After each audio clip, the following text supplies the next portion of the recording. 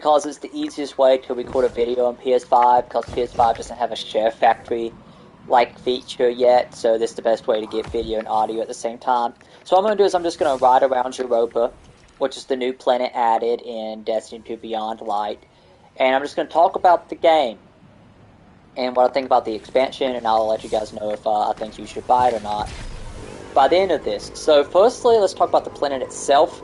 Europa is probably, I'd say undoubtedly, the largest area ever added to Destiny 2. There's a lot of underground stuff, and there's the entire Braytech laboratory that you go into, and that is a very cool region to explore and very vast. So I really enjoy all of the areas to explore in Europa. So I like it as a location. They also added the Cosmodrome back in the EDZ, which is the first area you go to in Destiny 1. So as of right now, there's no reason to go there, which is upsetting. Like, you can complete bounties there, but completing like 8 a week doesn't give you anything special, so you really just grind XP. Next, let's talk about the Stasis Super, since I just used it, for the Hunter at least. I think it's the most fun super there is in the game, honestly. Mostly because, I mean, it's new, so the abilities are fresh, but I think the way you do your super, let me show you, is more in-depth and allows for better customization than the other ones. Because you have these fragments, which I think there are 5 or 6 total, and you have to do quests to unlock a resource to buy a fragment, and you can only have 2 slots at a time.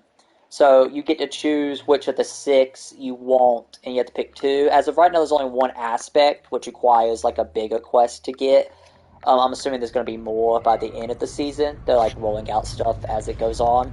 But I really hope they add fragments and aspects to all of the supers for Destiny 2 Beyond Light, because that allows for a lot more customization, which is very nice, because I feel like they're trying to lean harder into the MMORPG aspect of the game. Next up for Beyond Light, I think, is its strongest feature, and that's its story content. I think the story content in Beyond Light, at least when it comes to what is actually shown in the game via cutscenes and all that, is the strongest in Destiny's history. Now, there might have been better stories told in lore cards. I don't read the lore cards in other expansions, but there's never been a more easy to understand story that like doesn't hide stuff from you. You know what's going on, you know why it's going on, you understand the villain's motivations, and you kind of connect with some of the good guy characters. It was like the first time I've ever experienced that in a Destiny game. So the story in Beyond Light is definitely the shining point. It's about 6 hours long. If you die more often than I did, that might go up to 7 or 8. I think that's a pretty sizable amount of story content. And there's no missions that Destiny sometimes does where they're kind of like, okay, now we're going to stop the entire story and you're going to go get 100 headshots or whatever. That doesn't really happen, so that's nice to see as well. And like I said, the story's meaningful and all that. Other content that you do is where the expansion is kind of lacking, I feel. There's only 1 new strike. Now, there's a Destiny 1 strike that comes with the Cosmodrome, but there's only 1 strike on Europa, and there's no new Gambit maps or no new Crucible maps either. And that's really disappointing, because those core pillars of the game are still what you're going to be interacting with the most when you play Destiny. You know, after you finish the story and all that, level your character up. So it's upsetting to see they didn't expand on that experience at all. I feel like each new expansion should at least come with 2 new strikes, a new Gambit map, and, you know, 2 to 4 new Crucible maps, cause you really need to refresh all those main pillars at least once a year with some new content. And that's kind of exacerbated by the fact that they removed like half the game's content or more by putting it in the content vault. And when they did that, removing the locations, which isn't that big of a deal, the locations themselves, it's the strikes and Crucible maps that go with those locations that went away, which is upsetting, which, you know, hurts the game, I feel like, because there's not a lot of variety to play in those playlist things. But as time goes on, I hope that future seasons and expansions really refresh those core playlists out. But I mean, it's not a huge down point, but I really wish they figured out a way to keep the content in there, because games like World of Warcraft or Elder Scrolls Online have, 1,000 times more content than Destiny does, and they manage to keep it all in there. And they refresh it sometimes. I mean, the content in World of Warcraft now is not what it was when it was vanilla, but it's all still there, and you can experience it. And they don't have trouble updating their games, and it's just, I think it's a problem Bungie had when they started making Destiny. How they did the engine and the code, they didn't spec it correctly for a huge game, which is upsetting. So I feel like they need to figure out a way to include all the content from D2 and D1 in the game, because that's something that they should be able to do as the game becomes more of an MMO. But back to the Beyond Light expansion itself, another thing that's great is the lost sectors of the game.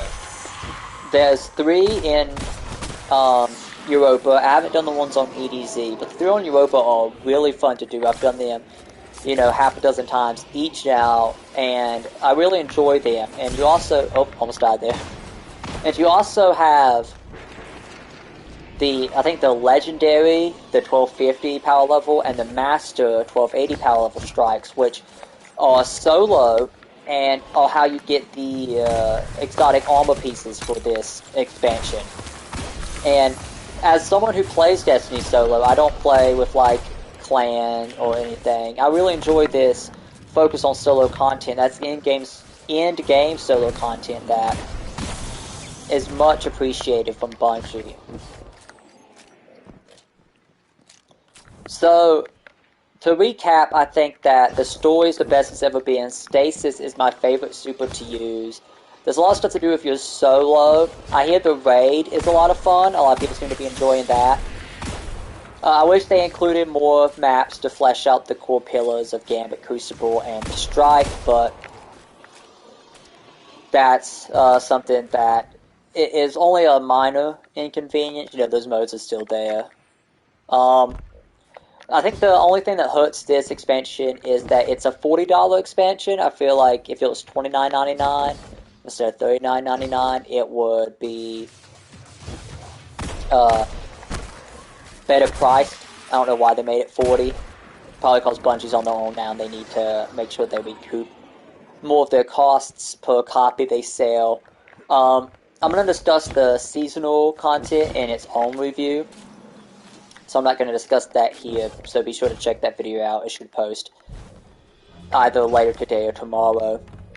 And I just want to say, if you haven't played Destiny 2 at all, that New Light is the free-to-play version, and I highly recommend you hop into it, because it's in probably the best spot it's ever been now with Beyond Light.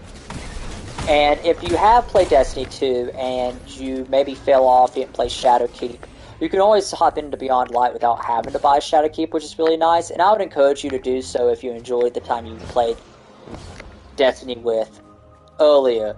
If you're someone who plays Destiny like me, you've already bought Beyond Light, so I don't need to give you a recommendation. But the final score for Destiny 2 Beyond Light on the patented Nerds at Odds review scale is an excellent. So be sure to go check it out if you haven't already. And remember to check out the Season 12 review coming later today or tomorrow. And if you want to become part of the Nerds at Odds community, get all our content early, ad-free, with the ability to submit your questions, comments, and concerns, and so much more, you can head on over to patreon.com/Nerds at Odds. And I'll see you guys in the next video.